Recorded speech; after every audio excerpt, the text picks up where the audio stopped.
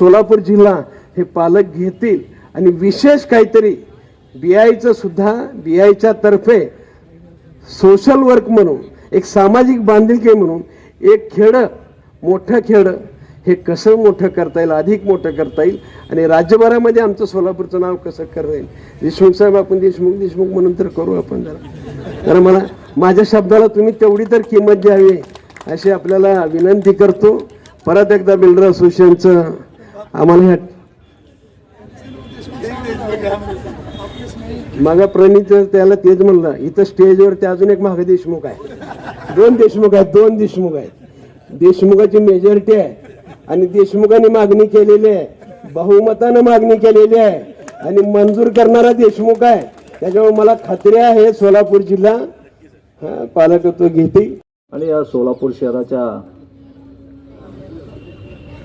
विकासासाठी, उन्नतीसाठी आणि या इथला सोलापूर शहर हा एका काळी सोन्याचा धूर निघणारा शहर होता.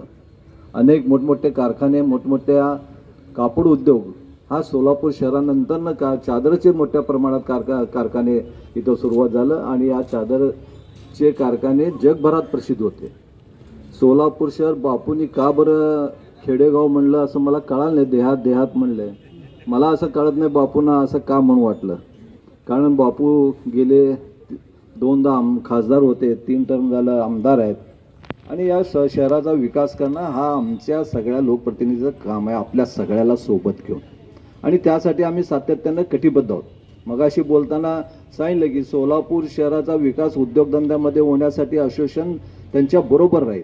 खरंच आहे, मुळे साहेबांनी सांगितलं, चुंबळकर साहेबांनी सांगितलं, एक प्रकारचं त्यांचं खरंच मी कौतुक करतो की आपल्या गावातला विकास व्हावा, आपल्या गावाला पुन्हा एकदा तो वैभव प्राप्त व्हावा यासाठी सातत्यानं आपण असोसिएशनच्या सगळ्या सदस्यांनी आपण प्रयत्न करत आहात.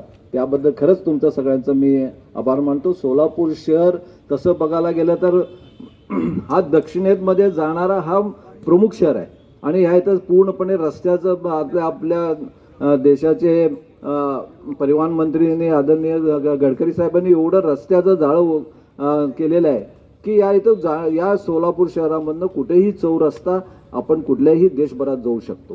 रेल्वेची कन्व्हिनिटी आहे. पुणे ह्या शहरामध्ये जमीन फार स्वस्त आहेत आणि तसं मॅनपॉवरही तेवढ्या प्रमाणात आहे. त्यामुळे सोलापूर विकास हा होऊ लागलेला आहे आणि होणार आहे. पण या होत असताना आपल्या सगळ्याची फार मोठ्या गरज आहे आणि आज त्या गरज ओळखून आपण सगळ्यांनी आज एक्सपो 2023 आज इथं सुरुवात केलेली आहे या शहराच्या विकासासाठी. त्याबद्दल तुमच्या सगळ्यांचं मी मनपूर्वक आभार मानतो आणि माझे 2 शब्द संपवितो. जय हिंद, जय Maharashtra. Like, subscribe, click on the bell.